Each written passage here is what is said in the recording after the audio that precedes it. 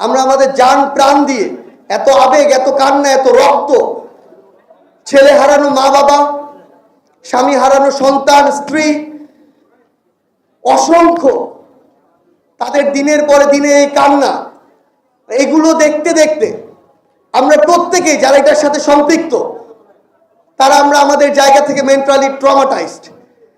আমরা আমাদের জান প্রাণ দিয়ে নিজেদের চোখের পানি আটকে রাখার চেষ্টা করি, কারণ আমরা যারা সামনের সারিতে থেকেছি, আমরা যারা এখন ছুটে যাচ্ছি, এই অভ্যুত্থানের বিভিন্ন জায়গায় আমরা সমন্বয় করার চেষ্টা করেছিলাম, আমরা যদি দুর্বল হয়ে যাই, আমরা মনে করি আমাদের সাথে থাকা শহীদ পরিবার, আমাদের আহত যোদ্ধারা তথা পুরো বাংলাদেশ দুর্বল হয়ে যাবে।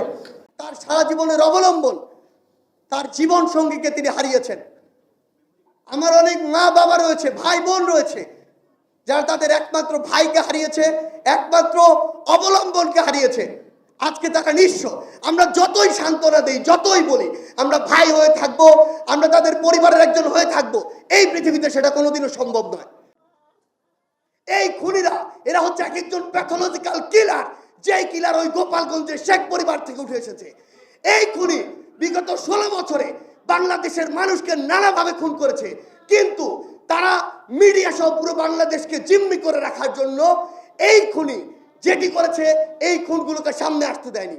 এত খুনের পরে, এত জীবনের পরে নতুন করে এই বাংলাদেশে আবারও কিছু পুলিশ সদস্য ওই পোশাক পরে আবার টাকা নিচ্ছে, আবার দালালি করছে, আবার দাসত্ব করছে, আবার একটি দলের হয়ে কাজ করছে। বুকের মধ্যে যদি এইটুকু পাটালা থাকে, দয়া করে ওই পোশাকটা খুলে রেখে চলে যান। আমরা আমাদের জায়গা থেকে স্পষ্ট করে বলি, এই বাংলাদেশে অভ্যুত্থান যেহেতু হওয়া শুরু করেছে, আমরা যেহেতু আমাদের জায়গা থেকে জীবন দিতে শিখে গিয়েছি, ওই জীবনের মায়া 5ই আগস্টের আগে আমরা ভুলে গিয়েছি। আমরা আপনাদেরকে পুরো বাংলাদেশের যারা রাজনৈতিক দল, বিভিন্ন সশস্ত্র বাহিনীর যারা রয়েছেন, আপনাদেরকে স্পষ্ট করে একটা কথা বলি, এই বাংলাদেশে কোন দালাল, কোন তোষামতকারী, কোন দলান্ধর আর জায়গা হবে না। আমরা আমাদের জায়গা থেকে আপনাদেরকে স্পষ্ট করে বলি, আমার শহীদ ভাইদের নিয়ে এখনো ব্যবসা হচ্ছে, মামলা ব্যবসা হচ্ছে, টাকার ব্যবসা হচ্ছে, দলের রাজনীতি হচ্ছে। এই বাংলাদেশে আমরা আর এগুলো দেখতে চাই না। যদি এরকম কিছু হয়, যারা করুক, যেই নামে করুক, পোশাক পরে করুক আর পোশাক ছাড়া করুক, তাদের বিরুদ্ধে এই বাংলাদেশের আগামী প্রজন্ম আগামীতে আবার দাঁড়িয়ে যাবে। আমাদের অনেক সীমাবদ্ধতা আছে, যেভাবে আপনাদের সাথে যোগাযোগ রক্ষা করা উচিত, যেভাবে আপনাদের পাশে দাঁড়ানো উচিত, এখন পর্যন্ত আমরা সেভাবে পারিনি। কিন্তু আমরা আপনাদেরকে শুধু এটুকু বলতে চাই, আপনারা যদি আমাদের কাছে আসেন, আমরা আপনাদের কাছে যাব, এই যোগাযোগ আমরা তৈরি করব। যে কোনো প্রয়োজনে শুধু আমাদেরকে জানাবেন। জীবনের মায়া আমরা অনেক আগে ভুলে গিয়েছি।